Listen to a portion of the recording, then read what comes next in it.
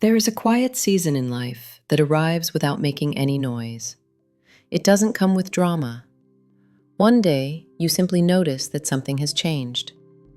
Crowded places feel overwhelming.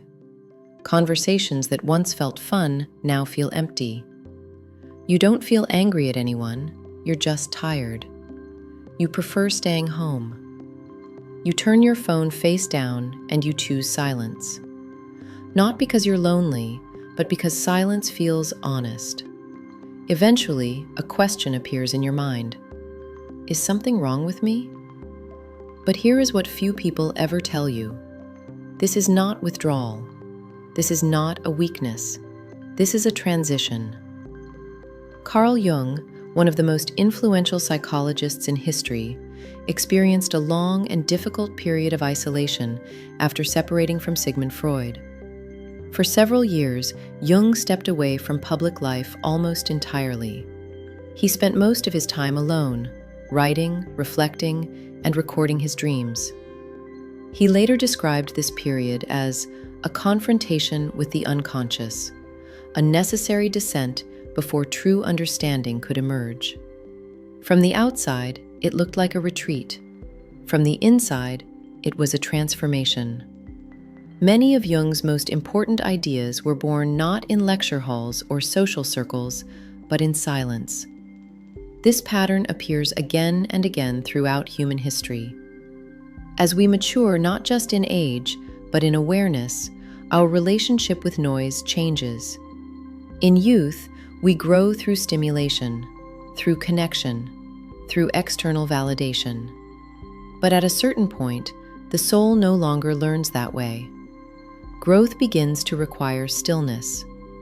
That's when the desire to be alone appears, not as rejection of the world, but as a quiet inward calling. You may notice that people you once felt deeply connected to now feel distant.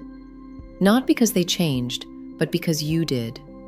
Your values shift, and your tolerance for superficiality fades. Your nervous system becomes more sensitive to environments that drain you. This is often described as an energy or frequency shift. When your inner state changes, your external world has to adjust. Some relationships naturally dissolve, not through conflict, but through lack of resonance. Modern psychology supports this experience. During periods of identity restructuring, when a person begins asking deeper questions like, "Who am I really?" or "What kind of life do I want to live?" the nervous system seeks calm and predictability. Psychologists refer to this inward movement as ontological regression. It sounds negative, but it isn't. It's a temporary return to the core of the self. The brain reduces its tolerance for excessive stimulation so it can reorganize itself. The psyche asks for quiet so it can rebuild. In this phase, rest becomes essential. Sleep deepens. Silence feels nourishing. Many creative minds understood this intuitively.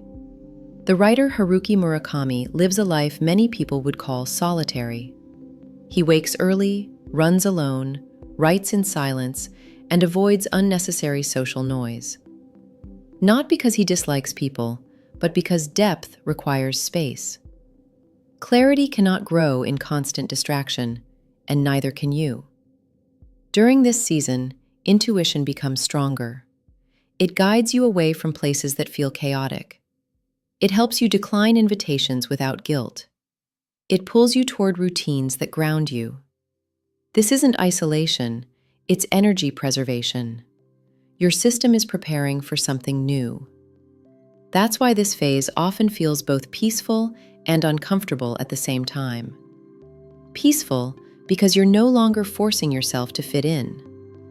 Uncomfortable because old versions of yourself are dissolving. This stage is not about becoming better. It's about becoming truer. You stop performing. You stop explaining. You stop proving. You learn how to sit with your thoughts without judging them. You begin writing things you've never said out loud. You allow emotions to surface without judgment. Silence stops feeling empty. It starts feeling alive. Eventually, without effort, you begin to change. Your energy stabilizes, your boundaries strengthen, your presence becomes calmer. And something important happens. You stop fearing loneliness, because you realize that solitude is not the absence of connection, it's the presence of self. When this phase completes, you don't return to the world in the same way. You choose relationships more consciously. You tolerate less noise. You speak less, but more honestly. New people appear, not demanding or draining, but aligned. And the world responds differently to you. Not louder, not faster, but deeper. This is not a breakdown. It's a homecoming. Before you leave, take a moment to support this space. If this story resonated with you, please like the video. It helps this message reach others who may need it right now. Leave a comment below and share what this season of your life feels like.